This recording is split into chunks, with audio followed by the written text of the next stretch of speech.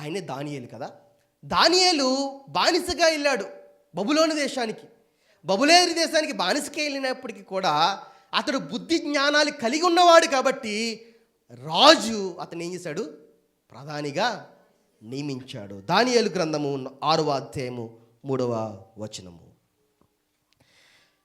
అమ్నోను తన యొక్క బుద్ధిహీనతను బట్టి గొప్ప పరిస్థితిని పోగొట్టుకుని శత్రువు చేతిలో భయంకరమైన మరణాన్ని పొందితే, దానియేలు మాత్రము తన యొక్క మంచి బుద్ధిని బట్టి ఏమి సంపాదించుకున్నాడు? దానియేలు 6వ అధ్యాయము 3వ వచనం. దానియేలు అతి శ్రేష్టమైన బుద్ధి గలవాడై ప్రధానుల్లోనూ అధిపతుల్లోనూ ప్రఖ్యాతి నొందియుండును గనుక రాజ్యమంతటి మీద అతన్ని నియమింపవలనని రాజును ఉద్దేశించాను కదా. అతి శ్రేష్టమైన బుద్ధి గలవాడు. ఎంత బుద్ధి గలవాడు?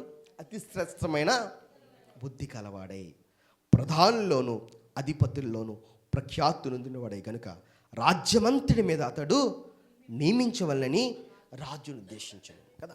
దానియేలు ఎంత గొప్ప దీవెనంటే, రాజులు మారిపోయారు కానీ అతడికి ఇచ్చిన పొజిషన్ మాత్రము మారాలి. అతడు చచ్చిపోయేంత వరకు అతడు అధికారిగానే ఉన్నాడు. రాజులు మారిపోతున్నారు, ఒక రాజు తర్వాత ఒక రాజు, ఒక రాజు తర్వాత ఒక రాజు, కానీ ఇతడు మాత్రము తన యొక్క పొజిషను మారలేదు. గల కారణం ఏంటంటే బుద్ధి జ్ఞానం కలిగిన వాడు. ఇతడు శ్రేష్టమైన ఒలీవ చెట్టుతో అంటుకట్టబడినవాడు కదా. ఇతడు తుచ్చమైన అల్పమైన వాటి కోసం, అంటే విలువలేని దాన్ని విడిచిపెట్టాడు, విలువైన దాన్ని హత్తుకున్నాడు. విలువలేని దానికోసం తన ప్రాణాన్ని సైతం ఏం చేశాడు? పక్కన పెట్టాడు. తన ప్రాణం పోయినా పర్లేదు కానీ నేను విలువైన దాని కోసము విలువలేని దాన్ని మ్రొక్కనన్నాడు కదా. విలువలేని దానికోసము విలువైన దాన్ని విడిచిపెట్టను అనుకున్నాడు.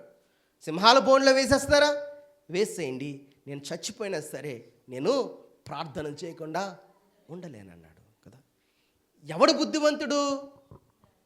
విలువైన దాన్ని తెలుసు